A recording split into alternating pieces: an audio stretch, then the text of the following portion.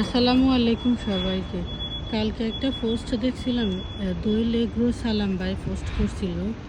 ওনার নাকি চলতি পথে একটা কনস্ট্রাকশনের কাজ চলতেছে বিল্ডিংয়ের, এটার উপর থেকে কি জানি ওনার মাথার উপরে পড়ছে। আমাদের বাংলাদেশে না কবে যে পরিবর্তন হবে আর কবে কিভাবে মানুষ কম টাকার মধ্যে সারা যায়, ওইটা চিন্তা ভাবনা সবসময় করে। আর এই যে দেখেন, বাংলাদেশের বাইরে যত দেশ আছে সব জায়গাতে কাজের আগে প্রথমে চিন্তা করে মানুষের কোনো ক্ষয়ক্ষতি হবে কিনা তা নিয়ে তাদের চিন্তা ভাবনা প্রথম থাকে, তারপর তারা ওই অনুযায়ী কাজে নামে।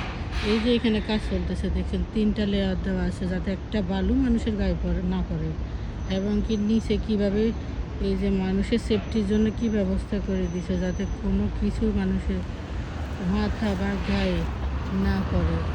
এই যে দেখেন, এরা কিন্তু মানুষের কথা চিন্তা করে তারপরে তাদের কাজগুলো করে, না হলে কিন্তু জরিমানা করা হয়। আর এই বিল্ডিং করতে যত টাকা খরচ হয় না, একটা মানুষের ক্ষতি হলে তার সাথে 2 গুণ জরিমানা দেওয়া লাগে।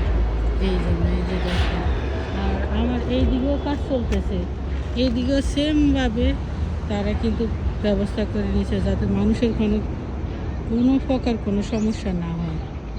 আর বাংলাদেশের পরিবর্তন যে কবে হবে তা জানা নাই, আর আদৌ হবে কি না তাও কোনো ইয়ে নাই।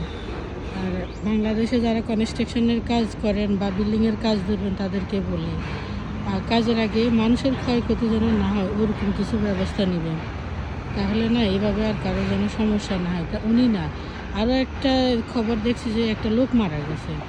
এই দেখেন, এভাবে করলে না ওইসব মানুষের কোনো ক্ষয়ক্ষতি বা মৃত্যুর কোনো ঝুঁকি থাকে না। ধন্যবাদ সবাইকে।